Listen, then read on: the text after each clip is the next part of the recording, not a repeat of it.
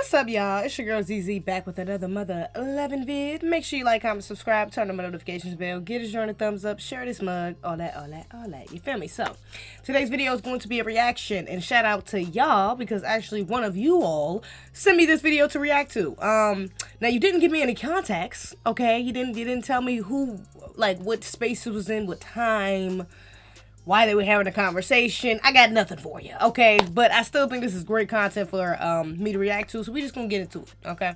Raise your hand if you're married. None of you are married. Raise your hand if you would like to be married to your baby's father. One. The rest of you who don't plan to get married, why don't you plan to get married? I'd like to know that.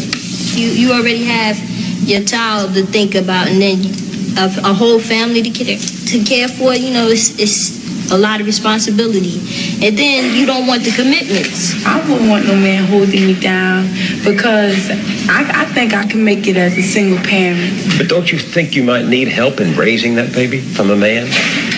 Not really. I didn't have a father. My father wasn't in the home, so you know it really, male figures are not substantially important in the family. Oh, God. That's egregious.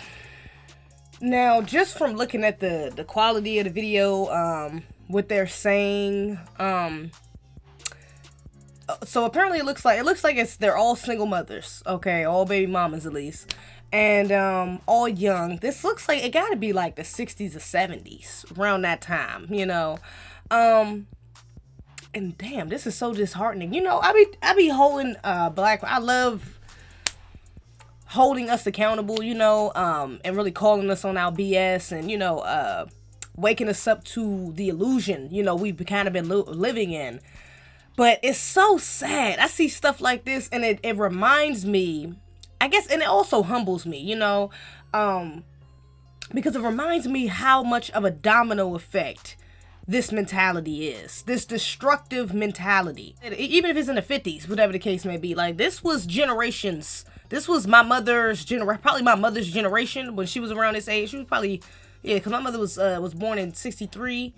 She was born in 63 or 68. 63. I'm trying. 63. But so yeah, she was around the teens, her teens around around 70s, 80s. So yeah, this is like her generation and my grandmother's, a little bit of my grandmother's generation. And just seeing how the switch, like for even the young lady who said that she thought having a family would be so much of a burden, like the fact that you believe a man, bringing in a man to help raise you all's child, both of y'all's child, or children, would be harder on you, or would be more of a burden on yourself, rather than thinking about it as one, thinking about it in one, not from a selfish place where how you'll be affected, but moreover how your child will be affected. Like the fact that that's not the first thing, her first concern is that the benefits my child would get out of her father being in the home, or us being together. Like, it's sick. And it's almost like this, you can see it's like the start of the narcissistic mentality black women started to have. Best way to progress our families and our children and our community in general is to come back together, is to be with your men. Things like feminist propaganda to, you know, the government literally separating us from our men and trying to, you know, give us government housing or government food stamps, things like they trying to give us things, tangibles, like bullshit tangibles to replace our men. It really put us in a mindset that we could do this by ourselves and that we should, like this was a healthier option, or this was a equal or healthy option to having a man. Even with them laughing at the fact that none of them wanted to be with their baby fathers, like that's so sad. Only one person out of all of those women in there, you know, wanna actually be with the man of their children. And it's sad because like they're laughing, but they don't even realize how that reflects on them. Open your womb to a man that you don't even want to be with. You reproduced, you gave this man a child, you created another one of him, and you don't even want to be with the original him?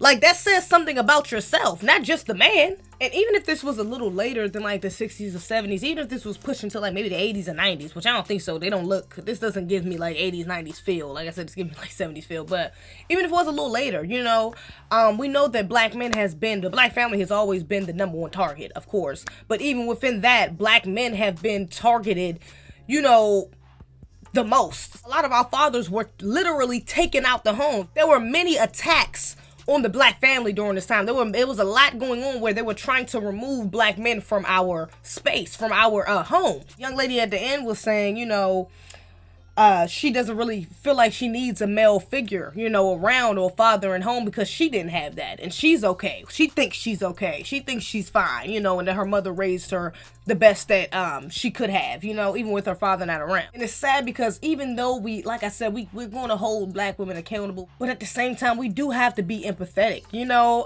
and stuff like hearing stuff like this, like I said, it humbles me because it does bring out the empathy. Like, that is why, you know what I'm saying? Like, this wasn't just all on black women, you know, and that's, you know what? That's something that the Queen Ali, Shahrazad Ali, I love this woman. She made a point in one of her interviews that, like, when during that time when she was going on tour to promote her book, she would have security for black men. Not for black women, but for black men. And it was because, although it's pointing out our behaviors, you know, and our mentalities and some of the unhealthy things we've been practicing, it also does one moreover by also really calling out what black men have allowed to happen to us. This is why she always reverts back to the black man being the number one issue, because he's allowed this to happen to his women. Of course, I'm not, you know, putting all blame on men, because at the end of the day, I put blame on white supremacy, because that's why y'all wasn't able to do what y'all supposed to do, because y'all was getting attacked. I get it. We here with it.